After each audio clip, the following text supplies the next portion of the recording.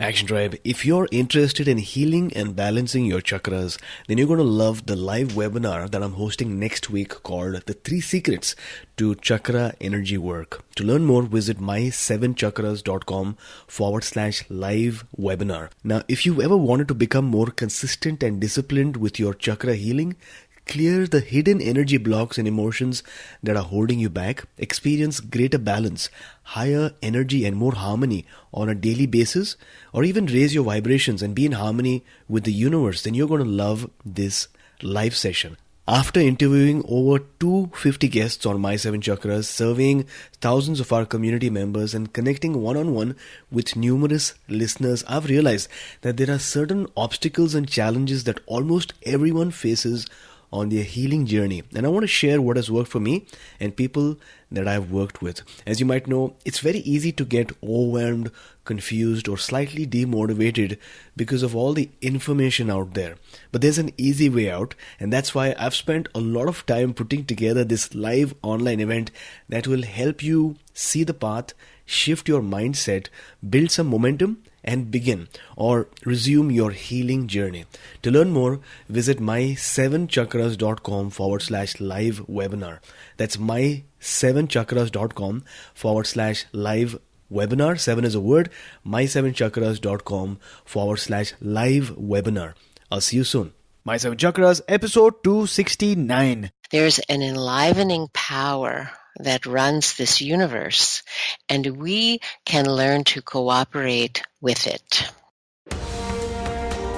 The 7 chakras, swirling vortices of energy, positioned throughout our body from the base of the spine to the crown of the head. For thousands of years, this ancient wisdom has been passed on from master to disciple. What are the functions of these energy centers? And could these chakras help you unlock your destiny and find your true purpose? Welcome to My 7 Chakras. And now, your host, Aditya Jai Kumar. What's up, Action Tribe? AJ here, host and founder of My 7 Chakras, the show where we provide you ancient wisdom, inspiring stories, and action steps that will help you transform your life. So, if you're new to our show, then I want to give you a warm welcome. And before we actually begin today's episode, I've got a few things to share. Now, firstly, over the years, many of you have said that you'd like to support My 7 Chakras in some way. And that's why I've started a Patreon page for people that would like to support our show. Visit my7chakras.com/Patreon. That's my7chakras.com/Patreon.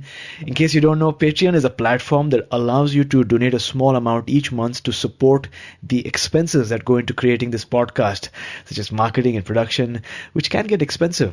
And this way, I'm able to provide you more number of episodes, higher quality content, and life-changing advice at your fingertips. To learn more, go to my7chakras.com/Patreon. That's Patreon, and you can get started for as little as $7. And if you want to start healing your chakras right away, I've got a free gift for you waiting. To download your free chakra balancing meditation, go to my7chakras.com/chakra meditation. That's my7chakras.com/chakra meditation. And so far, everyone that has listened to it has really enjoyed it, and many have seen some amazing changes as well. So start chakra balancing right now. Go to my7chakras.com/chakra meditation.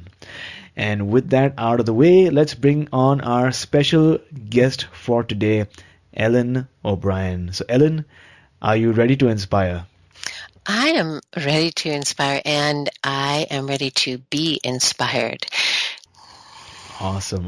So Yogacharya Ellen Grace O'Brian is a meditation teacher, poet, writer, and the spiritual director of the Center for Spiritual Enlightenment, a Kriya Yoga meditation center with headquarters in San Jose, California. She has taught Kriya Yoga nationally and internationally for more than 3 decades. Ordained to teach in 1982 by Roy Eugene Davis, a direct disciple of Paramahansa Yogananda, her message is engaged enlightenment, an invitation to live an awakened, creatively inspired, and fulfilled life now. So really, really excited. Action Tribe, I wanted to provide you some context and background to today's episode before we move on. You see, when I was a kid, my grandfather told me that I had to read the Vedas and Mahabharata. I didn't read them in those days, but I knew deep down that the wisdom that I would need in life would come from there. I knew that the Vedas and yogic scriptures have the information needed to lead a fulfilling life, whether it was the attainment of pleasure, purpose, wealth, and enlightenment. And life has a way of coming back whole circle, right? And that's a theme I'm sure that you notice from time to time as well. And that's why I'm so grateful that I have a platform that can now make these conversations possible and can make today's conversation with Ellen possible as well. You're going to love today's episode because we're going to dive into the philosophy and guiding principles of the ancient Vedic and yogic texts that will help you attract abundance, prosperity, and fulfillment in your life. So make sure you listen to the very end. And if you have any questions about today's episode, then email me at aj@my7chakras.com. aj@my7chakras.com. So thanks a lot for joining me, Ellen. It's my pleasure. Thank you so much for the invitation, and thank you so much to your listeners who are tuned in. Wonderful, wonderful. So we always start with some inspiration. So what is your favorite inspirational quote these days, and how do you apply it in your life? I was thinking about a quote from my guru, Roy Eugene Davis, who's an American yogi, is a direct disciple of Paramahansa Yogananda. And there's a quote that he has offered over the years that I have studied with him. And that quote is, "There's an enlivening power that runs this universe, and we can learn to cooperate with it." There's an enlivening power that runs this universe, and we can learn to cooperate with it. Wonderful, wonderful. And how do you apply this quote in your life these days? Well, for me, it sums up the wisdom that, we are connected, to this, absolute reality, to the oneness that is life itself. And instead of being, little ego-based units out here on our own, trying to survive, trying to make our way, there's another way to live in which we can learn, how to cooperate with this divine power and presence. And for me, I would say in the most practical way, it's the way it shows up for me is that if I notice that I have taken on something in life as a burden, as a struggle, like I'm pushing, like, trying to go upriver, right? And then I say, there's another way to be. There's another way to be that I can learn how to surrender, how to let go, and see how to cooperate with that power and presence. Wonderful. So thanks a lot for sharing this quote. So Action Tribe, the question for today so far is, how can you learn to cooperate with the power that runs this universe? So think about that for a second. So Ellen, what inspired you to write your book, The Jewel of Abundance? There's several reasons. One is this is a book about artha, about wealth, prosperity. The second, really, of the four universal aims of life. Dharma, to live with higher purpose, artha. A wealth, to learn how to bring forth the resources we need to fulfill our dharma, kama, to enjoy life, and moksha, to experience liberation in this lifetime. So those four goals, and generally we hear a lot about dharma now. People are interested in dharma like they are in yoga. It's become a more familiar word in our English lexicon. People say, "Oh, that's my dharma," but we don't hear much about artha yet. And that's because people are confused about it, and they have mixed feelings about it. And so I found over the years in working with students on the spiritual path of yoga that many wanted to pursue their life purpose, but when it came to how to support themselves along the way, how to have the right relationship with resources and with money, there was an ancient split there that, spirituality is good, money is bad.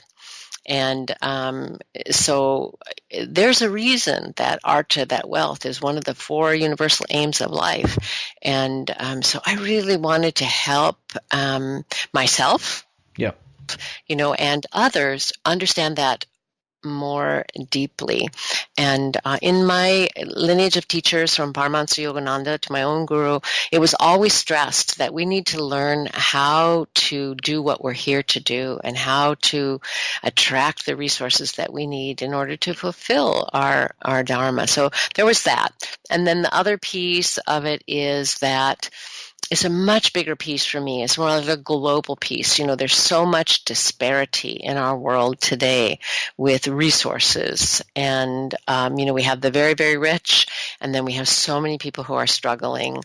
And so it is my prayer, that this little book could contribute to having people understand that artha, that wealth, needs to be related to dharma, and that there's not, we don't have a shortage of resources in the world. We have a problem with our distribution system, and we don't have a problem with the source. It's infinite. We have a spiritual awakening problem that you're in the process of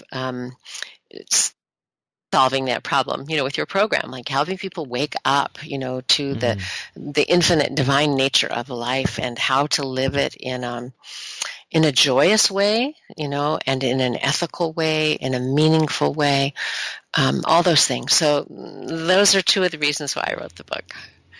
Wonderful. Thanks a lot for sharing. Now, Action Tribe, before moving on, if you're curious and if you'd like to check out the book that we're speaking of, it's a beautiful book, The Jewel of Our Abundance. It has a heart green cover with some micro droplets on it, very well designed. If you'd like to check it out, go to my7chakras.com/270book, my7chakras.com/270book, and you can learn more over there. So, Ellen, you alluded to the 4 universal aims. You spoke about dharma, artha, kama, and moksha. Now, for someone who is hearing these terms for the very first time, could you elaborate on these 4 goals a little bit more, and then we could possibly dive more into artha, which your book is all about, right?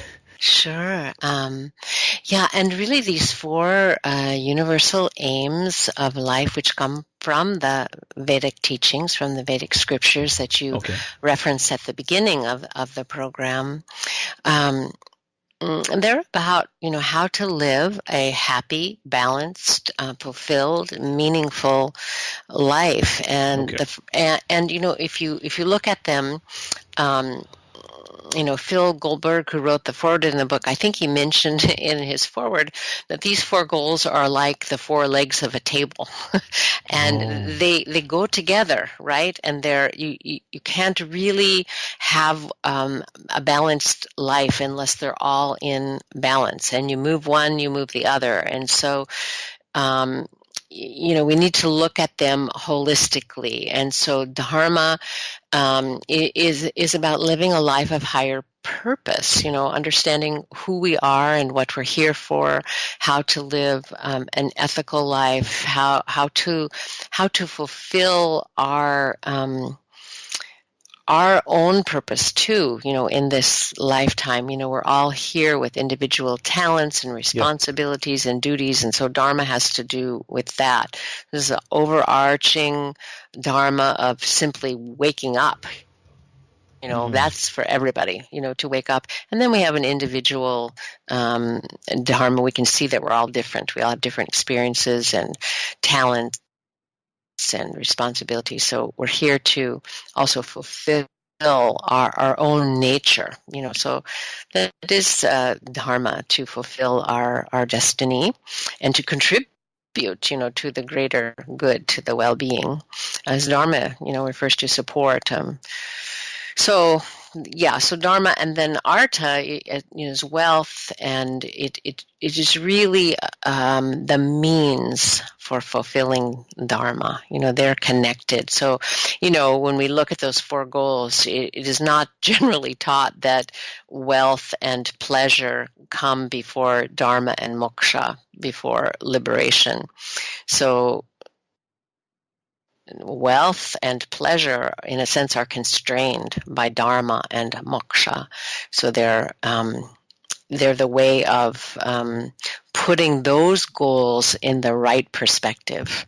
If we were to start down the road of trying to, gather wealth for its own sake, we could very well, miss living out our purpose in life that would, allow us to find, the higher happiness and do what we're here to do.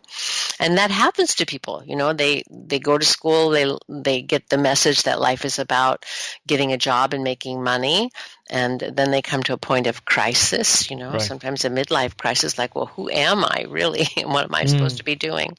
So dharma, and then artha to support dharma and moksha. And I mean, kama, you're here to enjoy life, which to me relates to the very nature of the soul as blissful, or ananda. So, the life that we live is the soul life, and whatever we do in life, if we cannot find the deep joy in it, then we're missing. We can miss our full aliveness. So that's a beautiful goal too. And then moksha, to be lined up to realize the bigger picture, that we're here to realize, liberation, and in this lifetime. Got it. So thanks a lot for sharing. That was a wonderful explanation of the four universal goals or aims that one should have in mind when treading this path on the earth. And I love that you mentioned that once you have your dharma in place, or you know what your life purpose is, or what your higher purpose is, and once you know that at some point in life towards the end your goal would be to attain liberation, and that life is finite, or maybe there is death after that, that's when I guess we become more serious in our endeavor and pursuit of true joy and bliss and happiness, but at the same time attaining the resources, or being able to attract abundance and money into our lives in a way to fulfill the higher purpose. So I love your explanation that you shared with us. Now, could you elaborate on the word prosperity? What exactly is prosperity, and what does it mean to truly prosper? I think that's such a good question, and one that we probably don't ask enough. To me, it's similar to, well, what is it to succeed?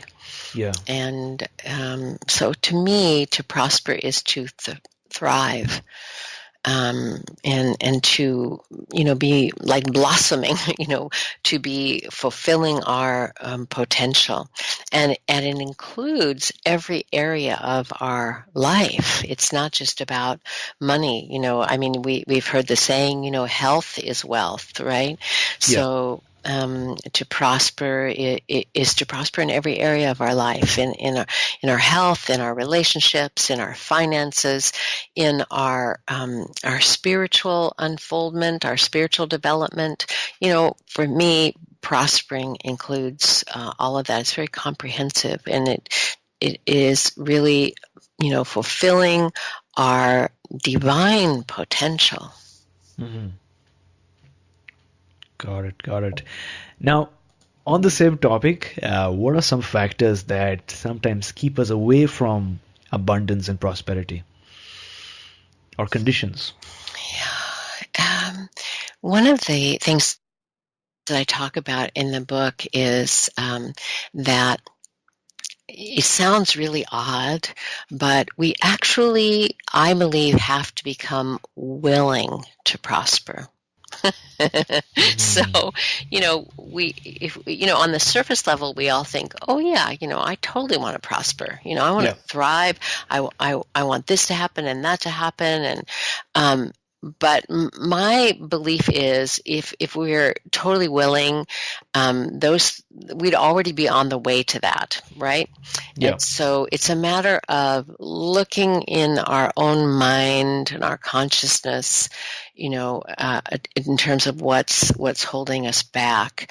And usually there's just like a thought that needs to be changed, a belief that needs to be seen and uprooted and transformed, so that we become truly willing to participate in the ways in which life will prosper us. And I tell the story about, I'm the spiritual director of a meditation center and have been doing that for more than 35 years now. In the beginning, I felt like I wanted the work to prosper. I wanted it to grow. Of course, I wanted it to thrive. Everybody, whatever you're doing, you want that. But I also discovered that I was afraid. I was afraid to, because I'm basically, shy. I'm introverted by nature.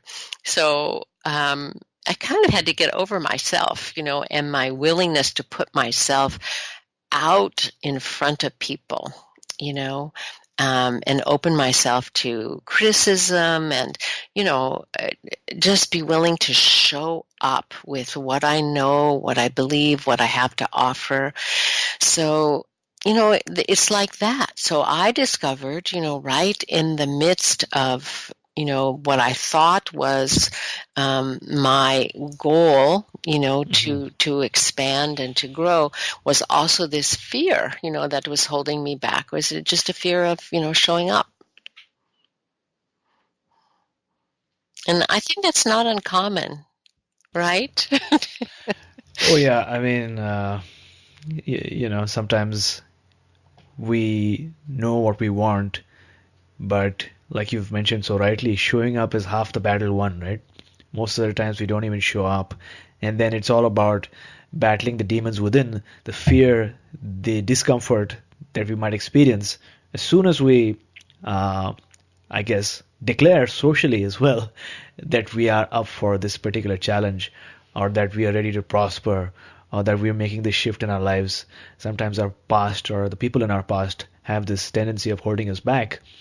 But we must go beyond that, right? Absolutely. And in the book, I wrote a little bit about what I called the willingness diagnostic.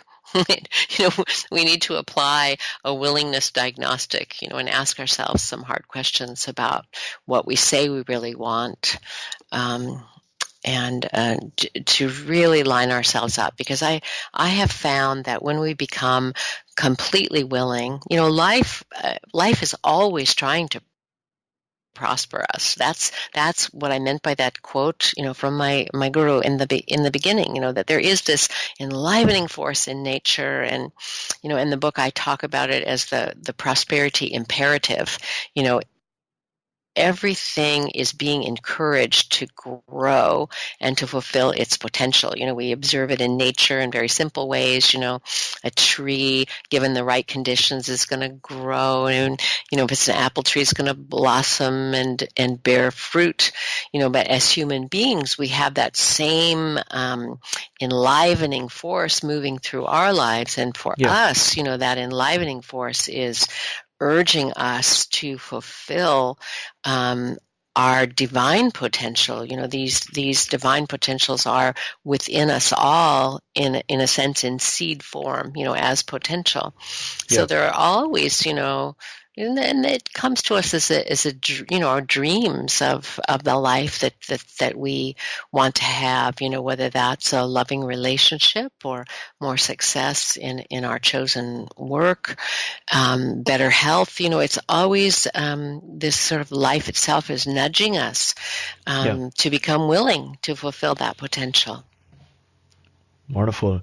I mean, it's like it's in the interest of the universe for you to grow. right? Yeah, that If is you what don't grow, the that is universe what is not doing its job. yeah, that's what the universe is interested in, and that's why we have to become willing, because then we sign up for a really big ride. My my experience has been that the universe always has a much greater vision of good for my life and anybody else's life than I can possibly imagine. So I set goals. I have ideas of what I think is possible, but my experience has been many times that I can hardly even dream big enough for the universe. Yeah, and sometimes I mean the reference that I like to draw from time to time is that of a Chinese bamboo tree, right? And sometimes we are that Chinese bamboo tree, and we set goals like this is going to happen in the first year, this is going to happen in the second year, this is this is what's going to happen in the third year. But if you see the Chinese bamboo tree, no matter how much you water it and provide the conditions for the first, I think 7 to 8 years or something like that, I might be wrong. There's nothing. There's no growth. And if you're a Chinese bamboo tree, you might feel like nothing's happening in your life. But after that 7th or 8th year, all of a sudden, I think almost overnight, it shoots up to 7, 8, 10 meters. And so like you've shared, it's like all about planting those seeds, right? It's all about planting those seeds and then letting the universe unfold based on the cosmic plan that it has for you. Absolutely. And with the teachings and the practices of yoga, it's really comes down to arranging conditions. So, in your example of the bamboo forest, somebody has to, plant it, and the conditions have to be right. There has to be water and whatever kind of sunlight it needs and whatever is in the soil. So, with our spiritual practices in yoga, meditation, or study, those kinds of things that we do, lifestyle adjustment, are all about arranging conditions so that we are a ready and willing instrument for the divine, to be, in a sense, prospering us. So, Ellen, how did you discover Kriya Yoga? What's the story like?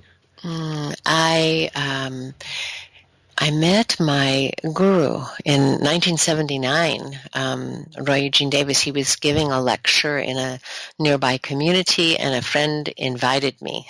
And so it was kind of simple. I wasn't raised in a particular religion or spiritual tradition. And as a college student, I was a seeker. I had read some Zen. I particularly liked Alan Watts, and later on I discovered that what I liked about Alan Watts was he was into Vedanta, and so really he was my first introduction to Vedanta. But when I met my teacher, he was offering these timeless teachings of yoga, of Kriya Yoga, that he learned from Paramahansa Yogananda. And for me, it just was a sense of, this makes perfect sense to me. I recognize this teaching about the nature of reality. There's one reality that is this life, and we are all expressions of that. So that very basic teaching of Vedanta, Tatamasi, you are that. And I just remember thinking, this is great, because I had been to various religious services and things like that, and I always had an argument. Like I don't like what they said there. That doesn't make sense to me. But when I heard my teacher offering this timeless philosophy, it was so clear to me. And I just thought, I want to know more about this. So I started to study. I read the Paramahansaji's autobiography of a yogi, and that was very illuminating. And then I just began to study with my teacher. And so my path was pretty simple, because it started then, and I didn't I haven't never left it. Although I won't say it was easy, because the spiritual path is simple, but it's not easy. Got it. Now, speaking about not being easy, you have an entire chapter called On Overcoming Obstacles, right? So what does the ancient yogic philosophy say about going through challenges and overcoming them? Oh, when I think about that, Aditya, I'm thinking about, it's a beautiful verse from the Bhagavad Gita in the second chapter, the 40th verse, so 240 in the Bhagavad Gita, that says, on this path, on this spiritual path, there is no effort that is lost. And even a little bit of this dharma, of this practice, saves a person from great fear. And so, that's also a favorite saying of mine. And I think about it with regard to obstacles that we face is having a right understanding about our relationship to obstacles. So if you're on a spiritual path, you actually can begin to experience the truth of that saying from the Bhagavad Gita, that no obstacle can long prevail, because you come to see the nature of phenomena, as changing. It's always changing, right? So it's kind of a simple thing, but, when you feel, confronted by an obstacle, it often just feels like concrete, doesn't it? It just feels like something that is not going to change. But if you have that insight that it's, one, it's going to change, and two, that you're in it, not so much for a particular outcome, even though you have goals, to thrive and to experience success in certain areas, but you learn to hold that more loosely, so that when an obstacle comes, you have this insight that there is an unfoldment that's happening, and greater good is going to be revealed. And so it's just a different way of seeing an obstacle. We can become so fixated on what we want that the universe is trying to give us something so much better, and we can't even see it. Right. This is so powerful, because sometimes we can be very myopic in terms of what we had initially intended for, that we miss out on the much larger goal or larger achievement or discovery that is coming our way. Totally. And there's a story that I tell in the book, and if I could take a minute and just tell it, because it reminds me of what you just said about becoming myopic. I just remembered this one time that I had an experience where I just was so brokenhearted about not getting what I wanted. And I was just totally fixated on that, how my life was ruined.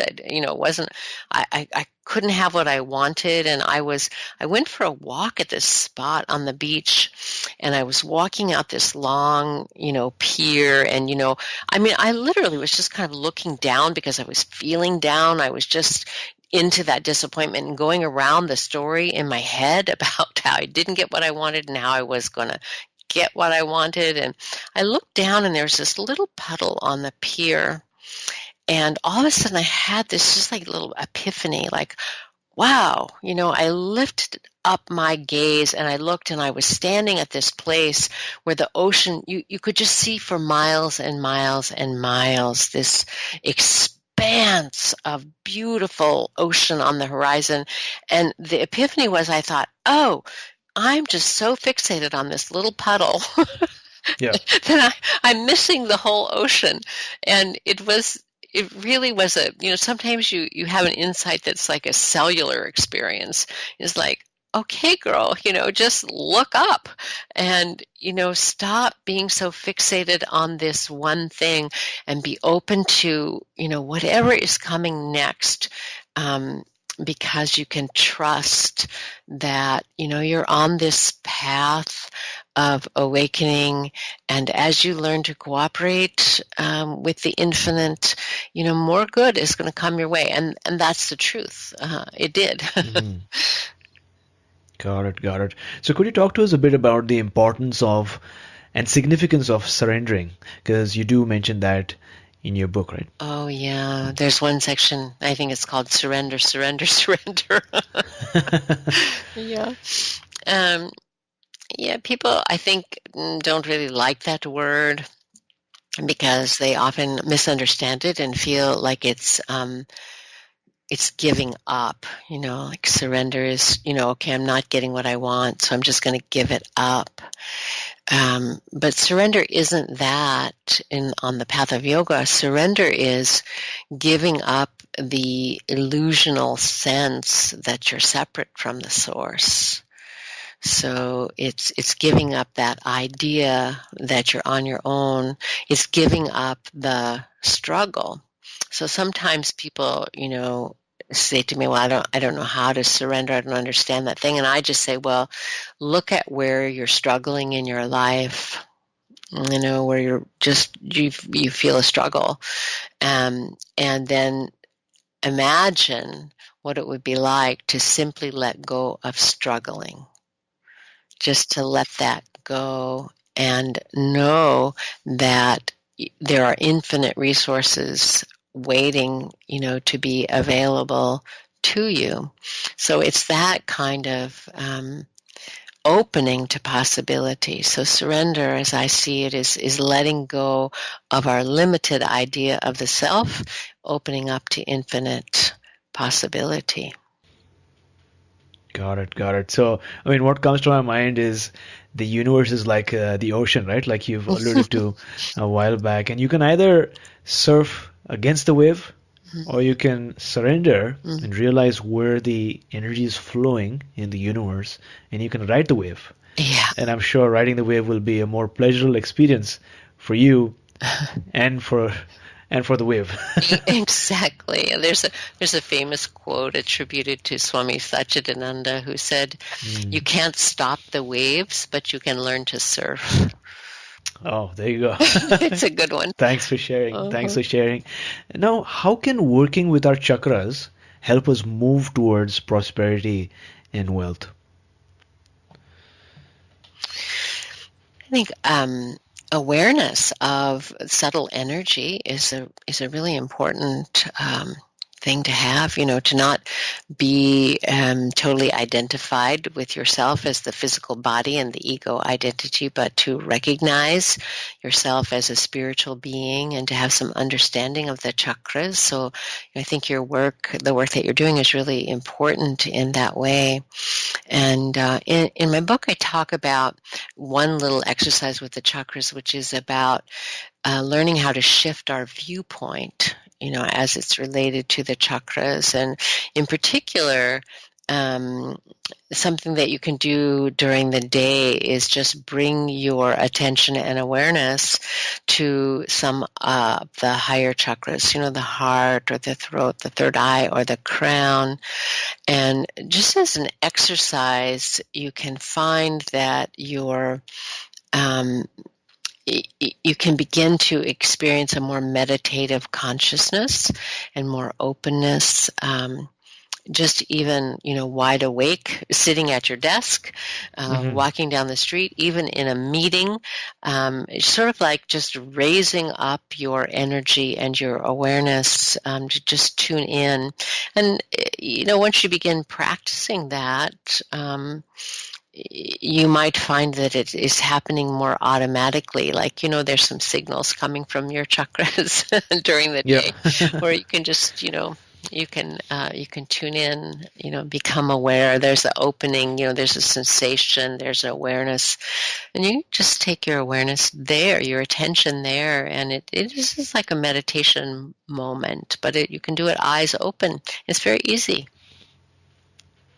Oh, absolutely. And also, especially in my community, a lot of people have this question about how do I, work with the chakras, right? Which I think is a fair question. But like you've mentioned, sometimes just our intention of going or taking our consciousness to that particular chakra and recognizing or feeling the sensations and whatever energy we're getting from there, that itself can be powerful enough to activate, right? Or to ensure a change in that chakra area. Totally. Absolutely. Intention is so powerful. And also just becoming aware of prana. One of the reasons why meditation is so helpful, quieting the mind, and then just becoming aware of energy, subtle energy, and being able to tune into it. Quieting the mind is a big help as far as that goes. And then, feeling your aliveness beyond being confined to thought activity. Thanks for sharing. Now, in one part of your book, you write about, I guess, the process or the thought behind the three words intend, declare, wow. So what exactly is the significance of this? Intend, declare, wow. Well, just as you were mentioning a few moments ago, it's so powerful to get in touch with our intention. So this is like a three-step prospering process. So you get in touch with what your intention is, to thrive, and you can make it specific then with your declaration.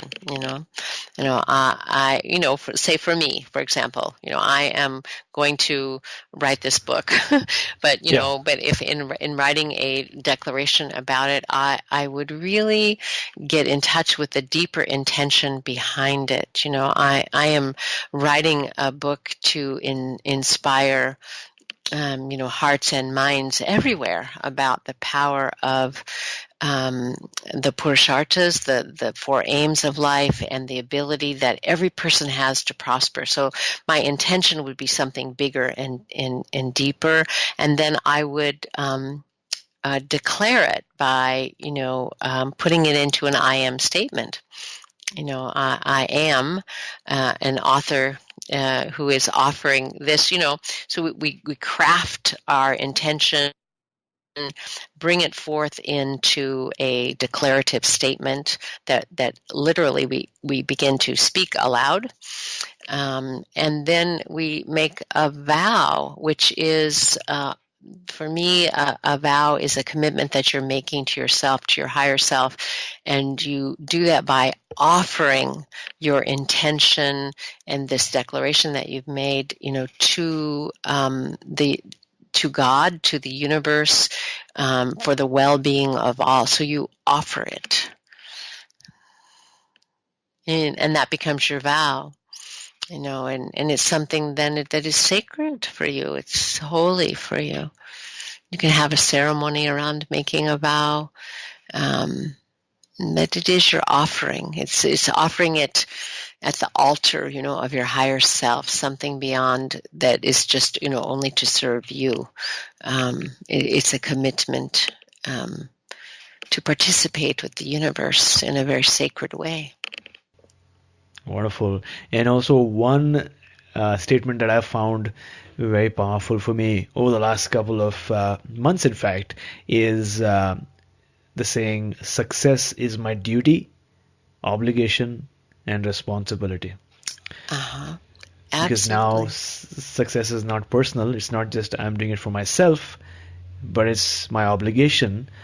And in your case, I guess your success, your obligation would be to the readers, right? Because there's so much information that you have, wisdom and knowledge. And so people want to learn about this. And through your book, you're able to share this so that people are able to reflect, take action, declare, and change their lives.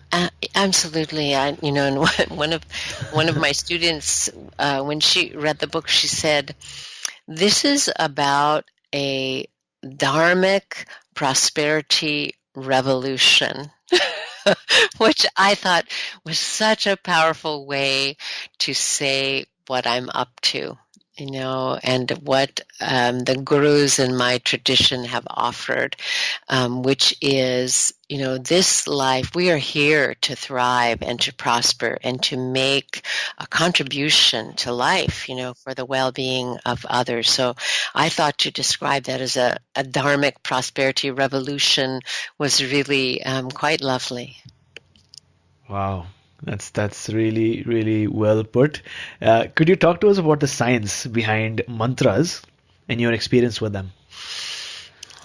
That could be a whole book in itself, and of course, many people have written that book. I know David Frawley wrote one that is quite good about the science of mantra. But simply, if we just look at it, simply that as a tool, mantra has the ability to purify the mental field, and in the path of yoga, that's one of the primary things that we're looking to do, is to let the mind become quiet so that the essence of being, that which we are, is revealed. That's the basic teaching in Patanjali's Yoga Sutra, is, what yoga is. Yoga is the stilling of the modifications in the mind. And when that happens, then that which you are, the self, is revealed by itself. So mantra is a tool in that way for purifying and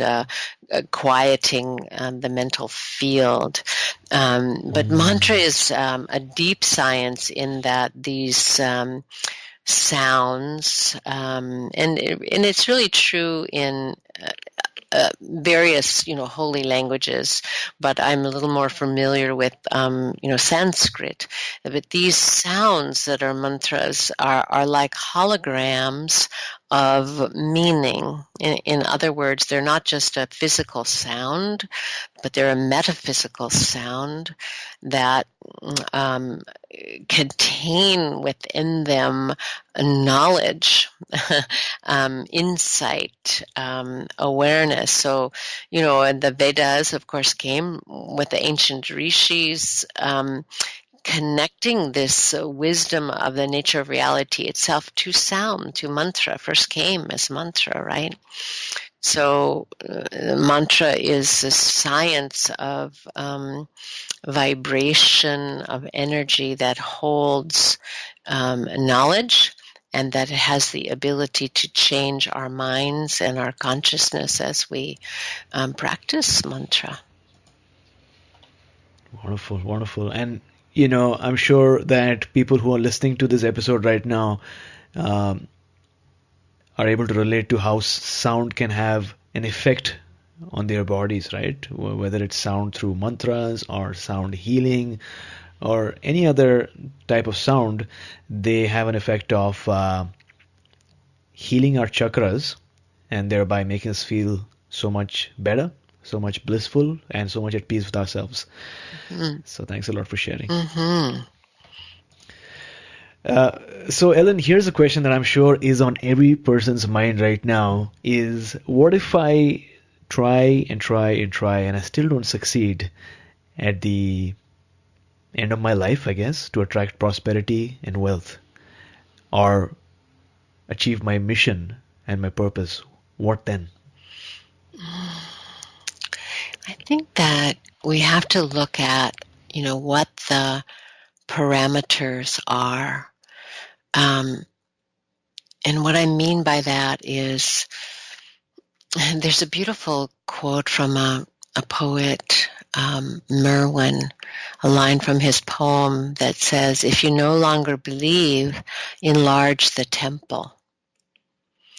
And so, when we come to those junctures in life where we feel like, well, I have failed at this or I have failed at that, then I think we need to expand our point of view in terms of, what is the higher meaning in this, rather than being, fixated on a particular outcome, which is not the way of yoga. Yoga, it teaches us that we have the right to action, but not to the results.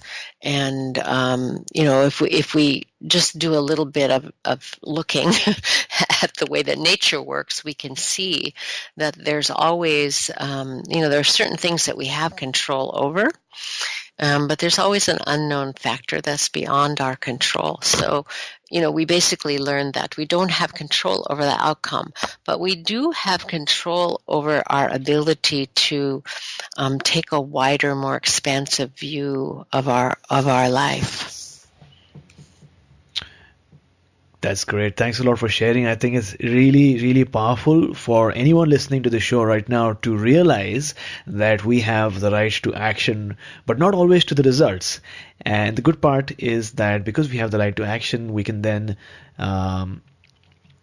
use our willpower and so many things that are within our control, our circumstances as well, to change our life.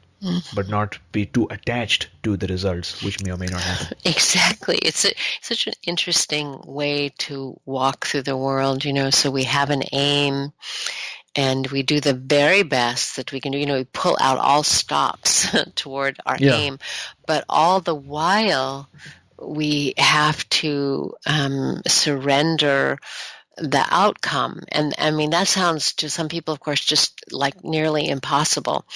But when you really think about it, it's about living in the moment, that's what yoga is about. The very first word of the Yoga Sutra is atha, which is now. Now yoga begins. And so this not being attached to the outcome is really about skilled, mindful, meaningful, joyful life. Because we don't say, I'm going to be happy, when my ship comes in, when this happens, when I achieve this or that. We don't attach our happiness to that. Happiness in a yoga life is every moment. Every moment is possible, but not if you're attached to an outcome.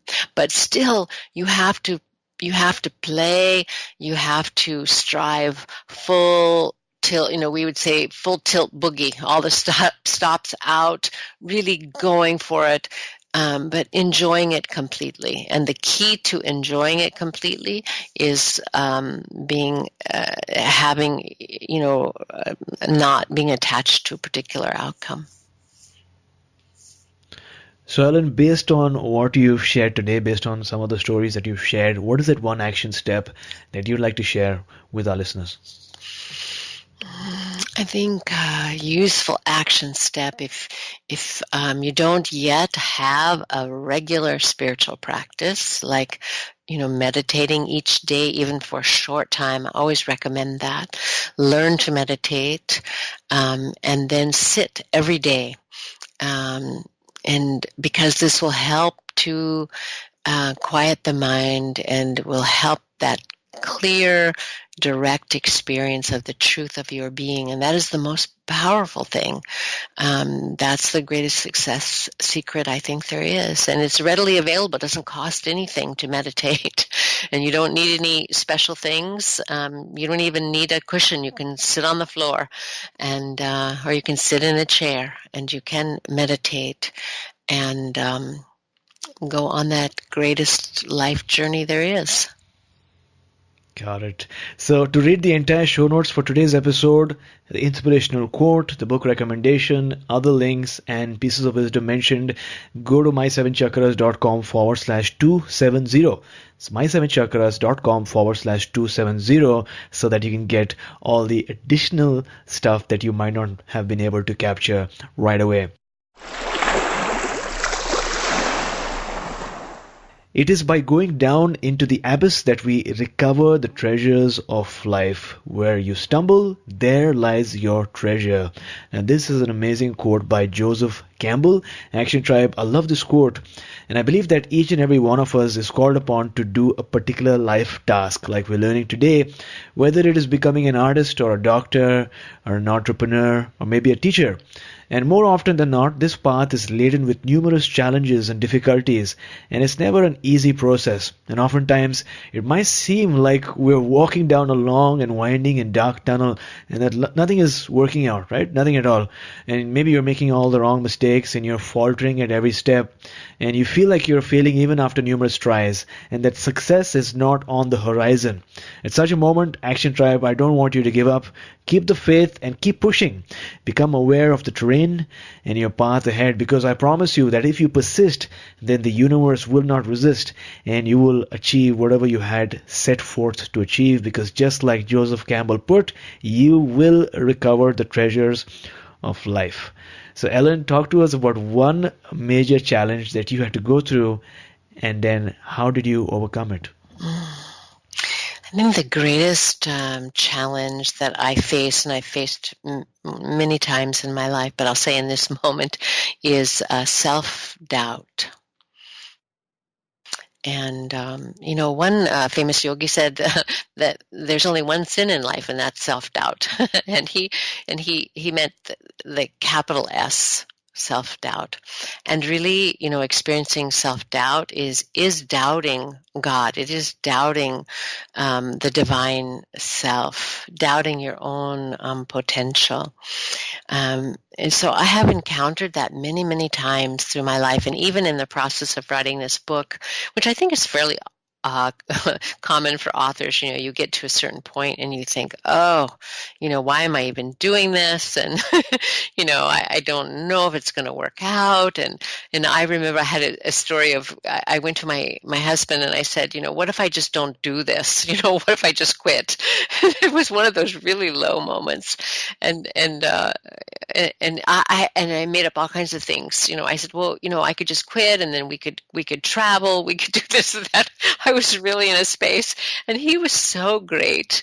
Thank goodness. He said, well, it's true. You could just quit and not do it. He said, but you would not be you. And so he was pointing to my dharma. And so, I say this is an ancient problem, it's the problem of Arjuna in the Bhagavad Gita, right? He has doubt, and the whole book is about, trying to overcome that self-doubt. So I think that's returns again and again whenever we attempt to step out, into our greater potential. We might find that obstacle that is called self-doubt.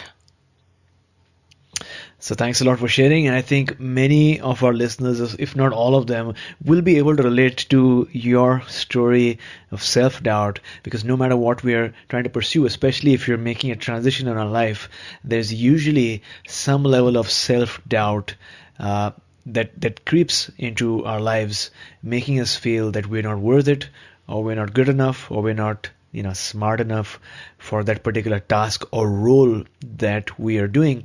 And in such a situation, we start to doubt our divine self and our potential, and we try to find ways out, right? We want to quit or maybe take the easiest way out. And I think as humans, our smartness and the way that we evolved was because we always found the easy way out, unlike other animals which became extinct. But in many cases, I think we need to pursue and complete whatever we've set forth to do, because that is our dharma and that's our human potential. So based on what you've shared, what is that one life lesson that you'd like to share with our listeners?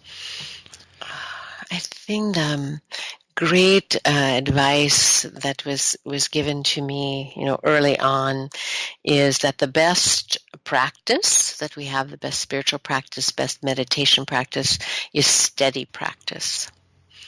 And so, even in all the ups and downs of life, if you can cultivate a steady practice, and steady practice means a daily practice, that has been, for me, not always easy, because, and it isn't, especially for anyone, I don't think, if you do travel or something goes on in your family, or, all those things that go on, but still, to have that commitment that is a steady commitment, no matter if you feel like you're the best meditator in the world or the worst meditator in the world, to have a steady practice makes all the difference.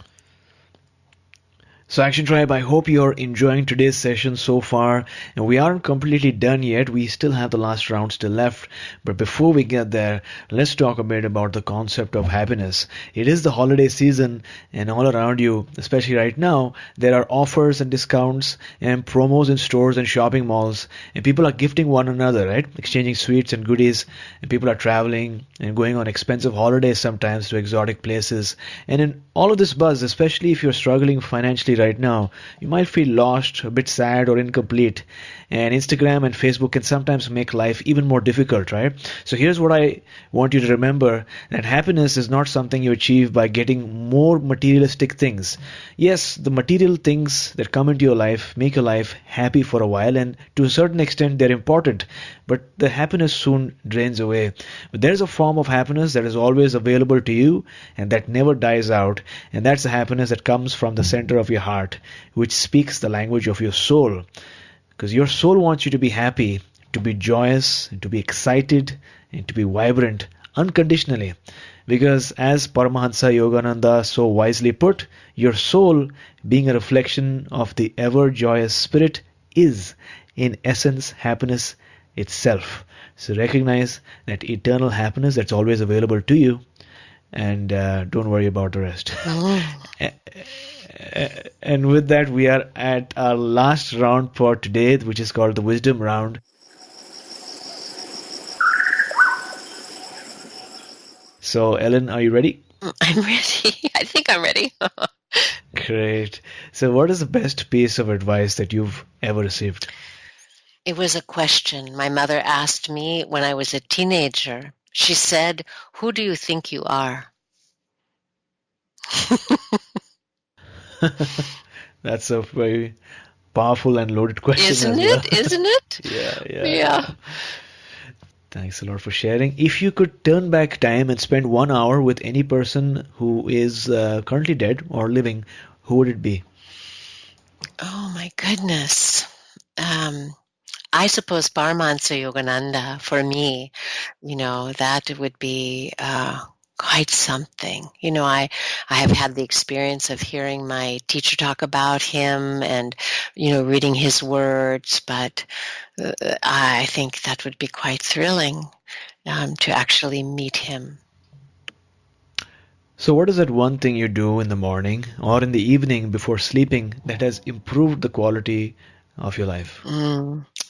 Meditation, just what I mentioned earlier, being a dedicated meditator. And, like I say, not always a great meditator. Sometimes it's a lovely experience, but that commitment to a daily practice and the clarity of mind, the peace of mind, and the joyousness of the soul that meditation can bring has made all the difference to me. And if you could recommend one book for our listeners, what would it be? The Autobiography of a Yogi by Paramahansa Yogananda. Got it. Thanks a lot for sharing. So Action Tribe, in fact, my last episode that I recorded today, there was the same book recommendation. Well, they got it twice today, then. That's great. They got it twice then, exactly.